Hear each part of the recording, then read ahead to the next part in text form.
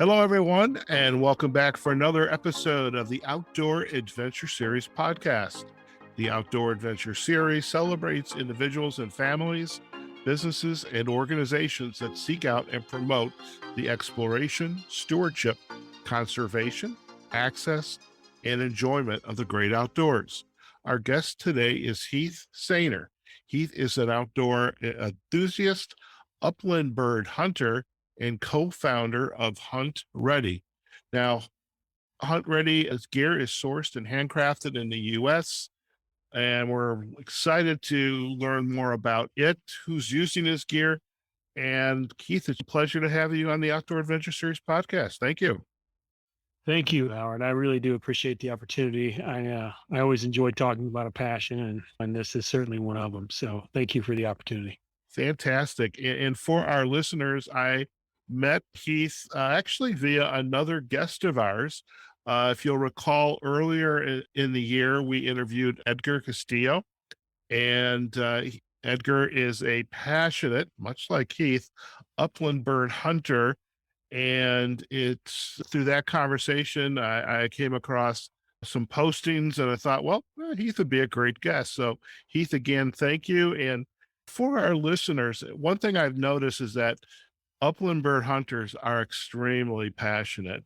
And before we get into it, we'll go a little deeper on the topic. I'd love to hear a little bit about your background and just maybe a 30,000 foot view and about your upbringing and how you got into this outdoor activity of upland bird hunting.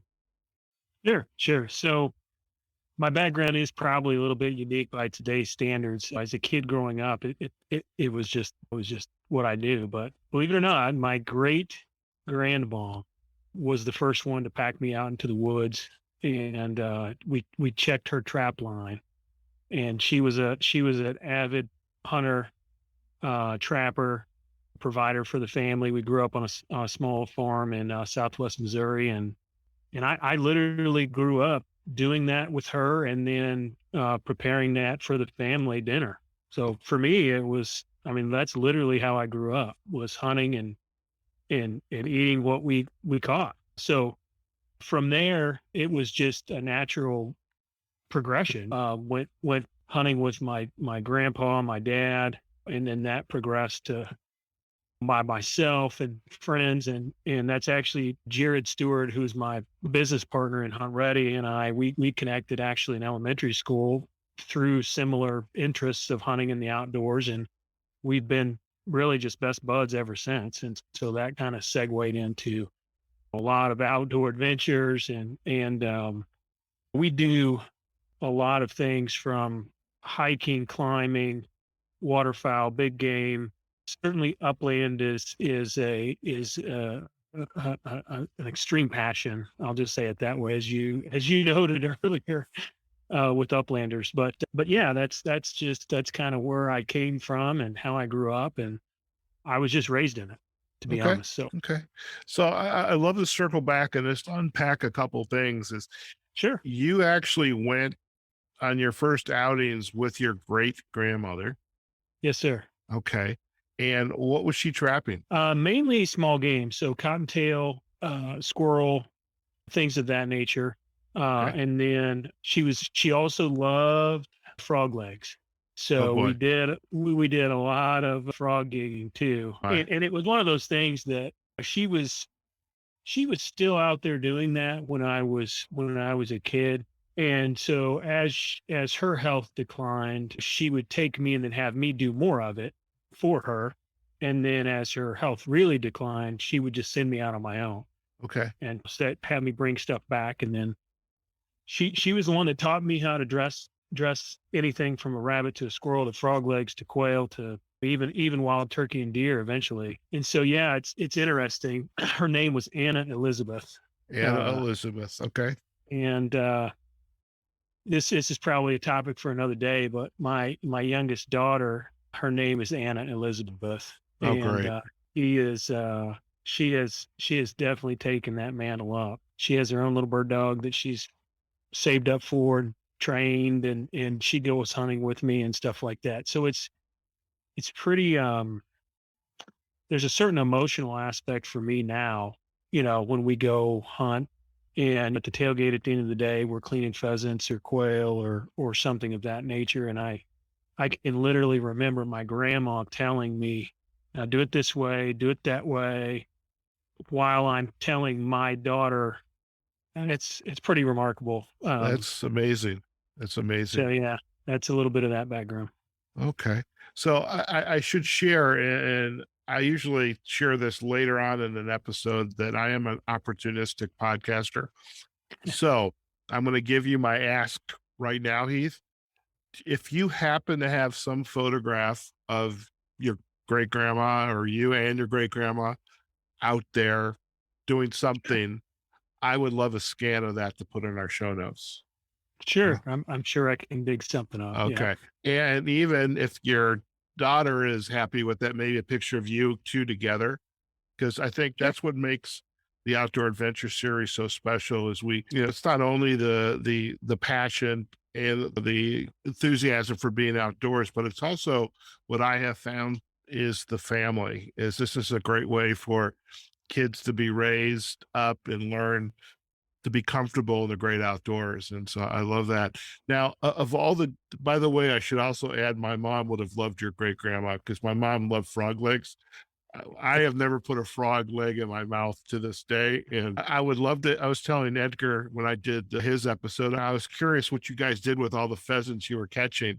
And he goes, "Oh, we just have a great feast at the end of the day, or we take them back home." And I think that I would have that in a heartbeat, or wild turkey. But I'm curious, of the various game that you were trapping and bringing back home to dress and to eat, what was your favorite? So I think cottontail actually growing up because my grandma would always my great grandparents and my grandparents lived together Okay, on the farm, and so it was and that was more common, right, okay, for yeah, back during that era, a multi-generational uh, household and setting. But so when we had cottontail, we would have mashed potatoes and gravy out of the garden. We would have snap green beans out of the garden. It was a feast, and they would pan fry cottontail, and it. I'm a little bit ashamed to say that I didn't absorb a lot of that. Like they had their own lard that they had cured, and that's what they cooked the rabbit in, and it's just that flavor. It's you can't replicate that. Or it's hard to. So I think that would probably be the top of my list if I was going to say any of those. And man, we had yeah yeah. Anyway, so I think your that was mouth is it. watering. I'm getting you Yeah. hungry. I know what you're having for dinner tonight. All right. It's interesting you talk about the generations. Is back in Europe, where my great grandparents were from. I mean, they literally cooked everything. I mean, they Mhm. whatever they bought, either they hunted for it or they bought it at the butcher, but they dressed and they consumed everything. Yeah. And it sounds like that's the experience of your great grandparents, perhaps even your Mhm. grandparents, is nothing was wasted. And No. I love that. I love that. So as you kind of progress and growing up and deciding what you want to do for a living, and I'm assuming that the passion for hunting, perhaps upland bird hunting, has always been there.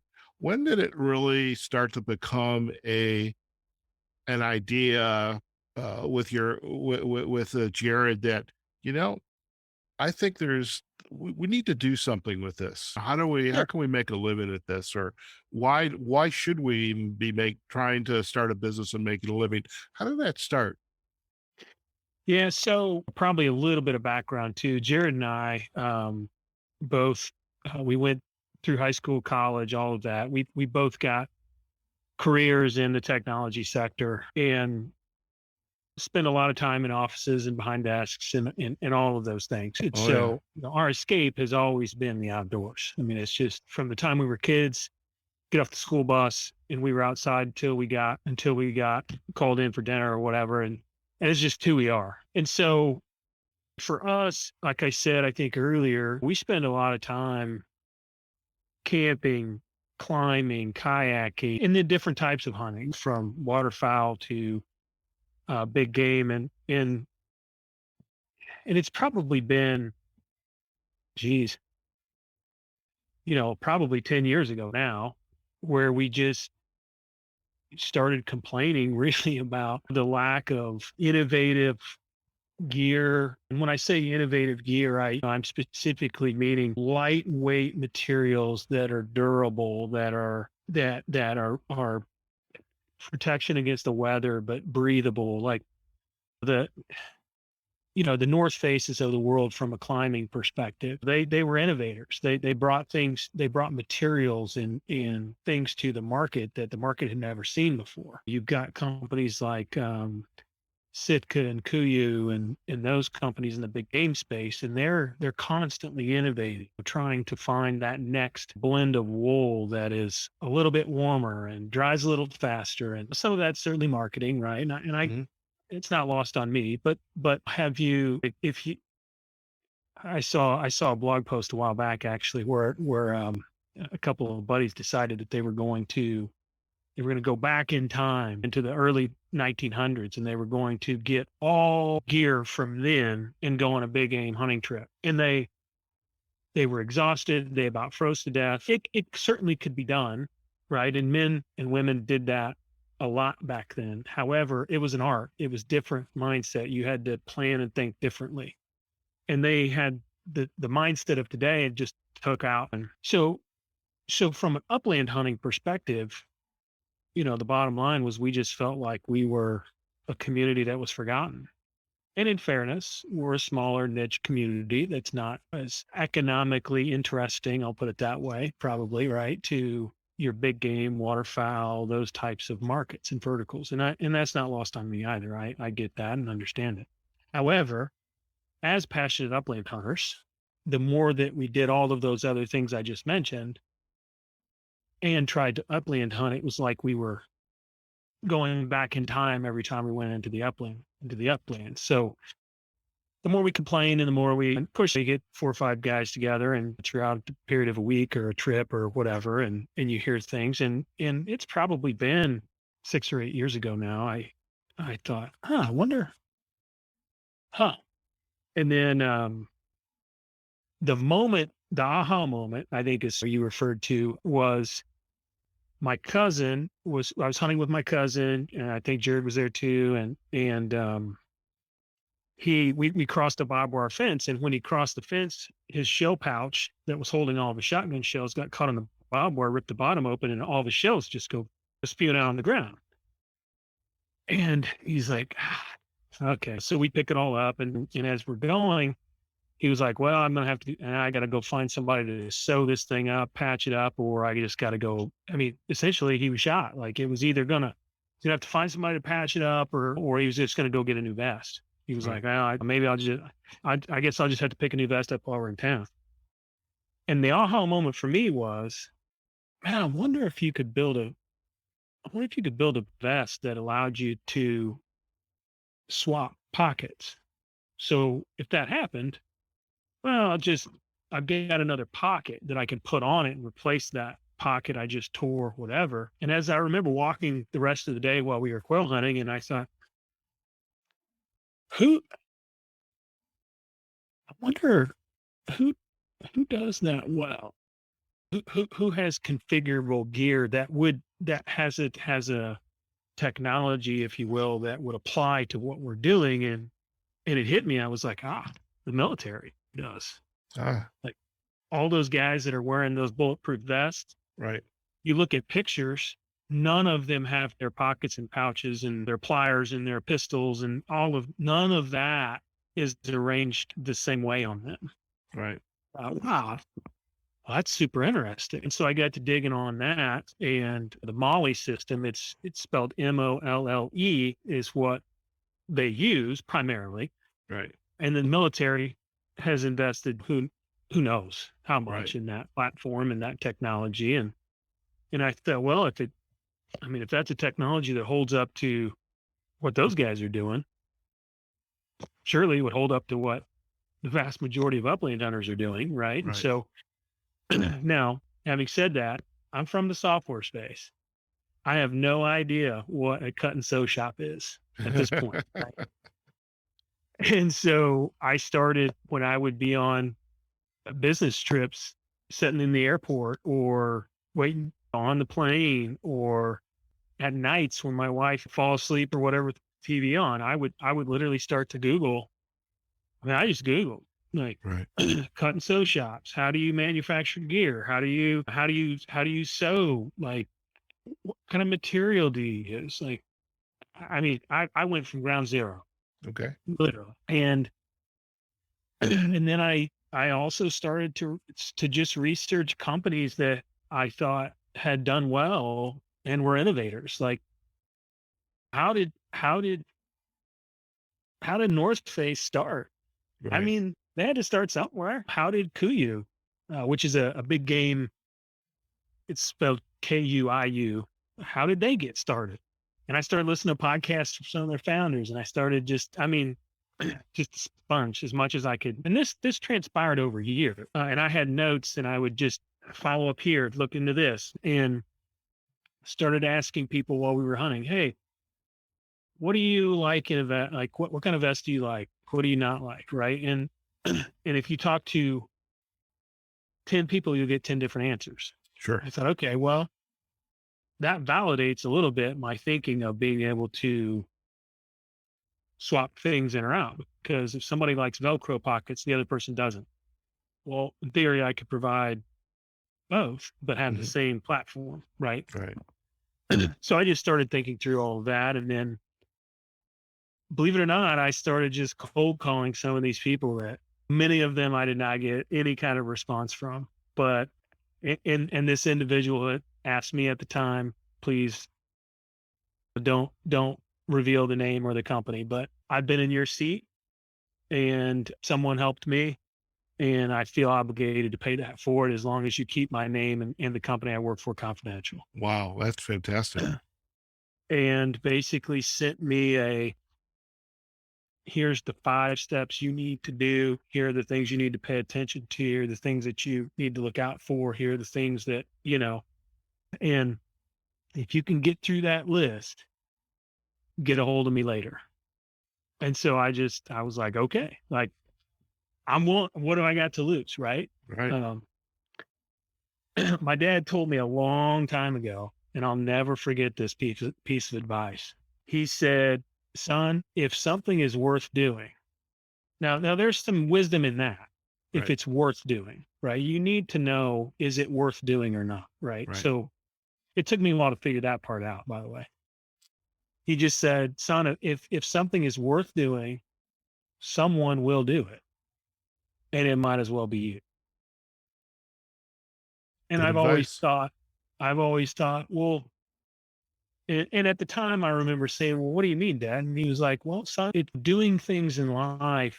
It's not about who's the smartest or who's the strongest or it's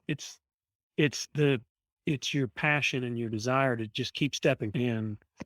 And certainly a lot of those things come into play. And I don't want to take away from intelligence and those things, but there is some wisdom in that. Like put yourself out there. And so anyway, there's been many times where I wondered, man, I don't know anything about the different weights of Kedora. I don't know. And what I mean by that is just there's different weights of Kedora material that they used for this. I mean, but you pick all those things up as you go. And so anyway, that's a very long answer to the more that I dug, the more that I felt like it was worth doing.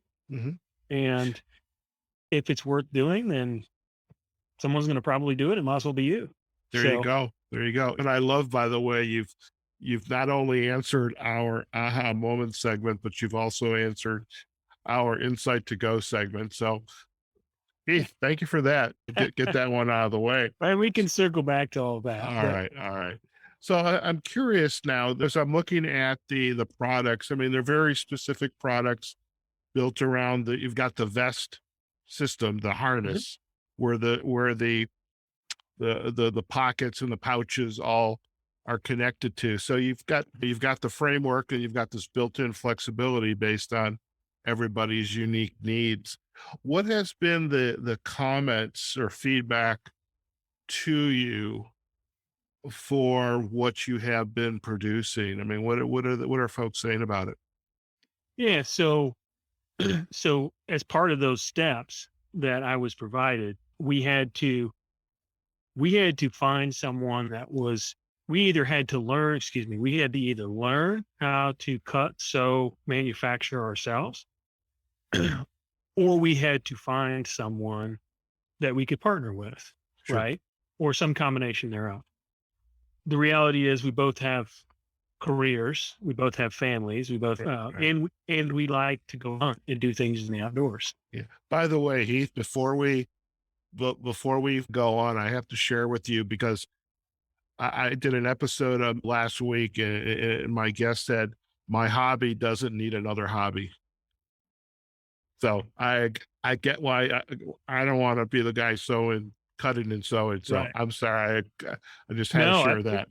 it's a viable way, Yeah. right? But for us, it just simply wasn't, it wasn't viable for us. Right. But we felt like there was a need. We had a need, personally speaking, Mhm. and a desire for gear that was innovative, that we wanted to use in the field. So I knocked on a lot of doors on this side too, trying to find manufacturers, trying to understand that process. And I was the stupid guy in the room or on the phone call, and I was open about that. Some people don't want to work with you, and what if they don't want to work with someone that's new? Fair. I Yeah. don't want to work with you either. Like, Right. I mean, and I don't mean that in a derogatory way. It's just that's not their business, and that's fair. And so it just gets you one door closer. Right. Nail that one down, move it away, move it away, move it Mhm. away. Right. Like, and I ended up, long story short, through multiple contacts and friends and all of that, a company called First Sphere Mhm. out of St. Louis. They have a patented system that is leveraged. It's essentially kind of an innovative take on the Molly system. It's lighter, it's more durable, and it's been proven really around the world from law enforcement agencies and military agencies. So Mhm. they engaged and said, "Yeah, we'd be interested in talking with you. It sounds like cool. We've always thought our platform would work well for the outdoor space, but we just never really had the opportunity to work with somebody." And just so happened they're about 2 hours, 45 minutes from my house, drive wise. Yeah. And so I was up there sitting on the table looking at their stuff, talking to them about our ideas, and had some samples and had a lot of sketches and a lot of things. And it just, that's where it starts. And then it starts rolling from there. And so had from First Sphere perspective, they are already known. Their Right. platform is known, at least in the law enforcement military community. Mhm. Now, fortunately for us, law enforcement, military, hunting, outdoors, there's quite a bit of crossover, Yeah. right? Yeah. And so as we launch our products and we leverage the fact that, hey, First Gears, we're leveraging their platform, we've been working with their designers, there's a little bit of street credibility, kind of, if you will, right, that Right. comes with that too. Now, obviously the cost for us is higher than if we were trying to cut and sew ourselves, but ultimately I feel like you get a superior product on a platform that is proven by, I mean, US Marshals, Navy SEALs. I mean, I'm not personally going to upland hunt as hard as those guys are on their gear. So Right. I think for us, to your long way around, I guess, to your question, but what the markets say, we are not the low price leader, nor will we ever be. It's Right. just not. Our gear is sourced all the way down to the thread itself in the US. And the fit and finish, the durability is I believe this firmly is second to, and from a market feedback perspective, it's been very positively received. It has taken off way faster in at times even a little bit like, oh my gosh, what did we caught the tiger by the tail a little bit. There you go. Um, There you go. and I don't mean that in a, I mean, certainly we'd like to grow more, but you know, you start to, we're a couple of guys that, Right. like I said, this is a passion project that, you know, and you start to, okay, geez, how are we going to respond to customers in a timely manner? How are we Mhm. going to answer questions? How are we going to ship all this stuff? How are we, you get past the first hump and then you realize there's another hump and another hump and another hump, which is part of the journey, right? It's a good problem to have in a way. I mean, I feel the same way about podcasting. I am curious, did you and Jared give up your day jobs? We no, we have not. We have not. We are still working individuals career Okay. wise, but who knows, right? Maybe someday. I like to tell people I'm a recovering IT business consultant. That's like the first line out of whenever I give a speech. Yeah, But, yeah. well, you And know, when it's right, it's right. yeah, and I look at it this way, heading into this, I'm an operations guy, I'm a I'm a delivery guy, project management, those types, that's just how my mind works. And I was thinking going into all of this, the nuts and bolts in the sew shop and what kind of material and testing and in the marketing and all of that, right? What I never considered, I guess would be the right word, was, sorry, let me back up. And you say, all right, you get through all of that, you got cost of goods sold, you got your revenue, you got just all the business aspects of it. There is so much more value in doing something like this than your margin at the end of the day. Not to say that's not important, right?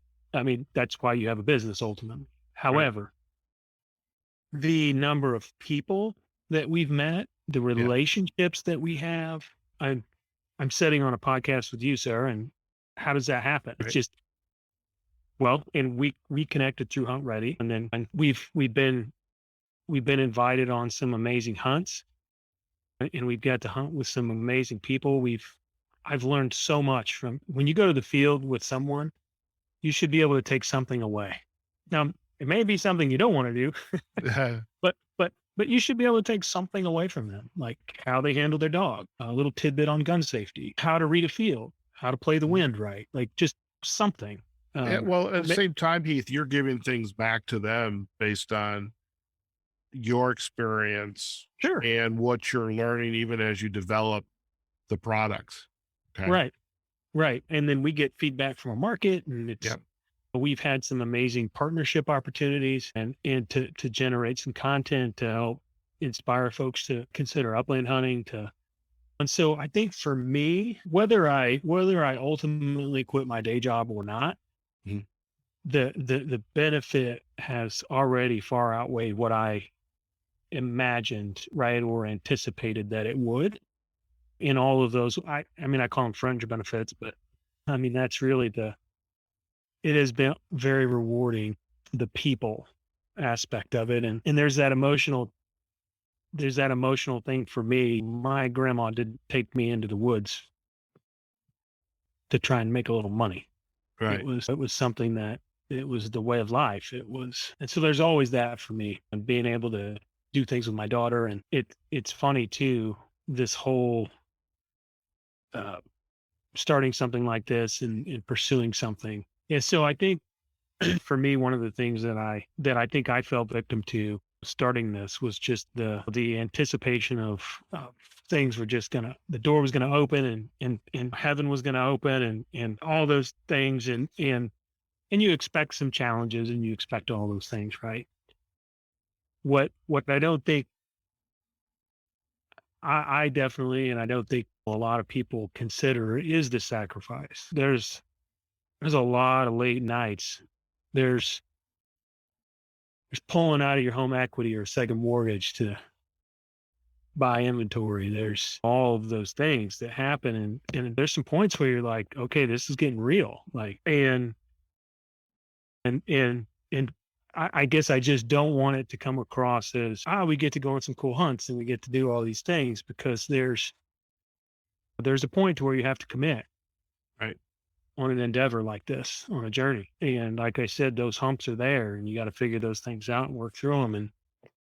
And you got to be committed to it. And then you hope someday, right, that you quit your day job, or whatever Right. your ultimate goal is. So Well, I'm thankful that we're a number of years in now, and yeah.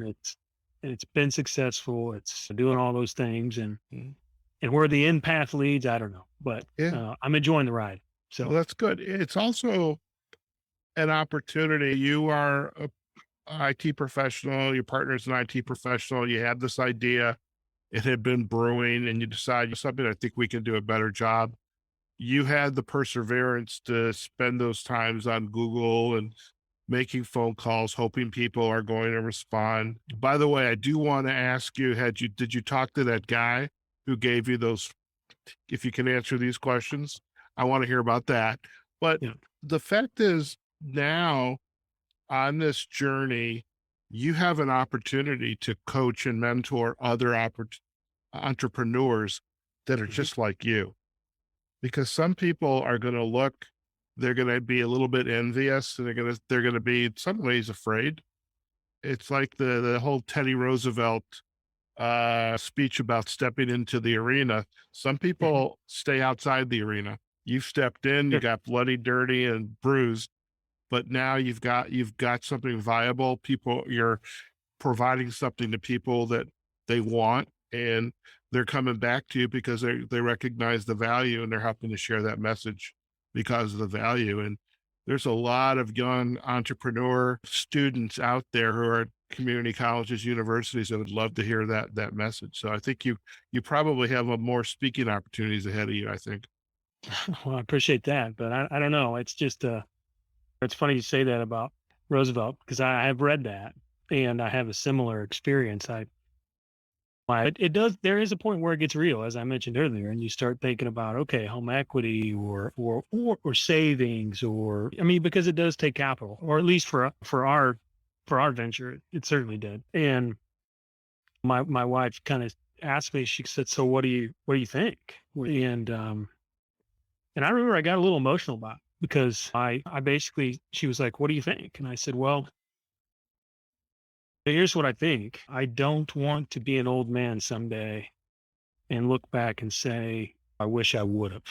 Right. Like, win, lose, or draw, when I'm an old man sitting under the shade tree, drinking my coffee, or whatever, I think the old man me would say, son, it don't even matter if you win or lose.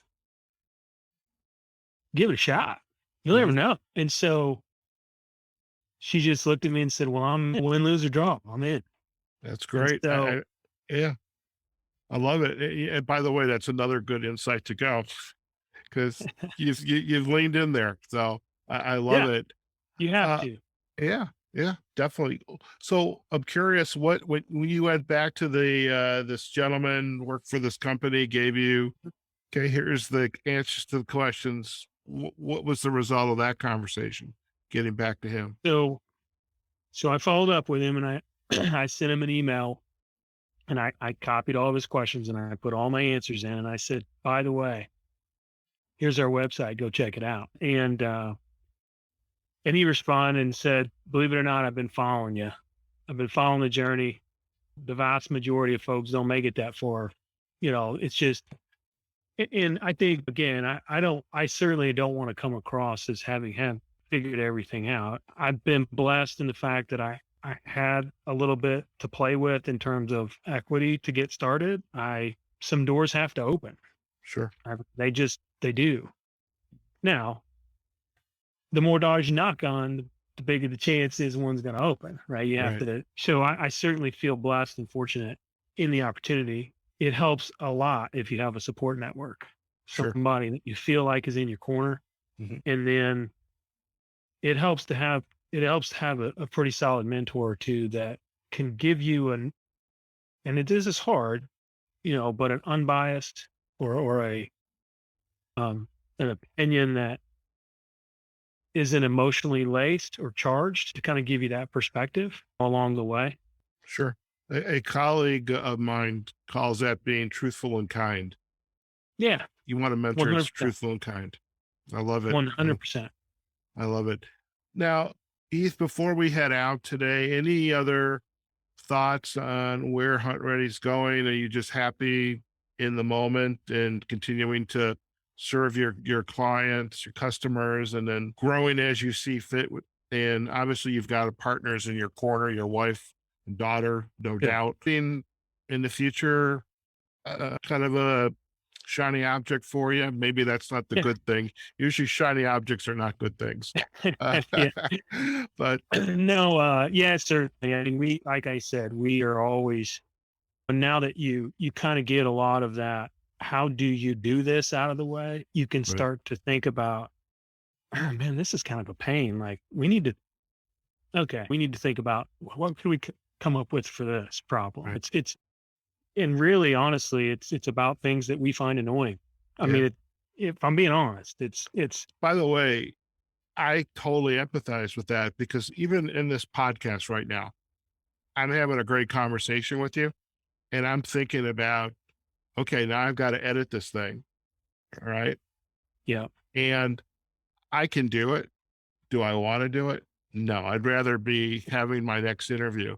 Let sure, somebody else edit it. So that's all we that's always on the back of my mind as well. So I totally understand that mindset. And but you have to, I think, if you want to be bigger, better, faster, you've hmm, got to look at what are the things I don't need. Yes, can I do it? Yes, I need to know how to do it, but I don't need to be the one to doing it because it's not a good use of my time, hmm, energy. So I get that. yeah, certainly, 100%. So there are definitely products that we have in our burner that we're testing that we're using ourselves, and I think that's kind of a key, Yeah. at least for where we're at in our journey.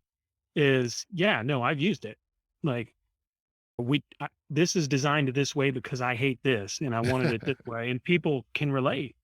Now they may not agree with you, but at least they can respect the fact that, oh, okay, yeah, you use your own stuff. I get it. And so yeah, we certainly have some things that we'd like to get nailed down and get in the production queue. And we have some things in the production queue already. And so Okay. yeah, I think reasonable growth that we can keep up with right now is what is what's ahead. Sure. Sounds like a plan. Now, so hey, before we head out, if our listeners would like to learn more about you and your work, where's the best places for them to go? Yeah, so our website's the best place, huntredi.com. That's spelled redi.com. We have YouTube, Facebook, Instagram, LinkedIn as well. All are linkable from our website. So yeah, feel free to check us out. A lot of good content out there. Fantastic. We will definitely provide the backlinks to huntredi.com as well as to your social sites. Heath, it's been a pleasure to get to know you. I'm so glad, Edgar. I know he'd rather be out there hunting and than to reply back to a message. I think this was on LinkedIn for that matter, but Yep. I'm glad you and I connected. It's been a pleasure to get to know you, learn more about your journey. God bless your great grandma. And I just think that's just so wonderful. And really, I want to wish you the best wishes in your journey with Hunt Redi. And really, I think you're spot on. I mean, it's you want to enjoy yourself, you want to make a difference, but the relationships you're building is because you leaned in and took a chance. I think that's wonderful. So thank you for sharing part of your story with us. And I'm sure Jared, maybe he doesn't. I don't know how he feels about being on the camera, but I think you can say, Jared, I did okay for us. Okay. Yeah. All Uh, right. Well, thank you. but Thank you just again for the opportunity. all right. So listen, stay on the line. We're going to do a quick close and then you and I can have a final chat. Okay. Okay. Okay, folks, we have just been chatting with Heath Seiner. He is the co-founder, along with his partner, Jared Stewart, of Hunt Redi. They produce high quality upland hunting equipment. Really, if you're a upland hunter, especially bird hunting, and you're out there with guns, bullets, dogs, equipment to help make that experience safe as well as flexible for you and adaptable based on your needs, well, Hunt Redi is the place to be. And so we really do encourage you to go out and visit their website at huntredi.com. Again, we're going to provide the backlinks to it as well as to the social sites. And hey, we also learned a lot about Heath and his background. I love the story about his great grandma just kind of taking him out and to go check the traps, and eventually, son, here's what you're going to go do. Then come back in and make a good meal. And I just love that story. And really, just as a city boy myself, I never had that opportunity, but I love hearing the stories of folks that have raised out in the field hunting, especially with family. And it's just such a wonderful story. And we hope you enjoyed it as well. And really also, this is an entrepreneurial journey too. I mean, there's the desire to make a product to serve a need. And instead of just complaining, Heath and his partner went out and did something about it. And so sounds like they're doing a great job. And we definitely hope if you're into upland hunting, go out there, check the website, and you too can take advantage of this equipment. Now, listen, if you enjoyed this episode, do let us know by when you visit the outdooradventureseries.com. You can find us on Facebook and LinkedIn on our Outdoor Adventure Series pages. And we are also on all of the major podcasting directories. Okay, folks, wherever you are, whatever you're doing, go out there, have a phenomenal day, and we will see you on a future episode of the Outdoor Adventure Series podcast. Take care now.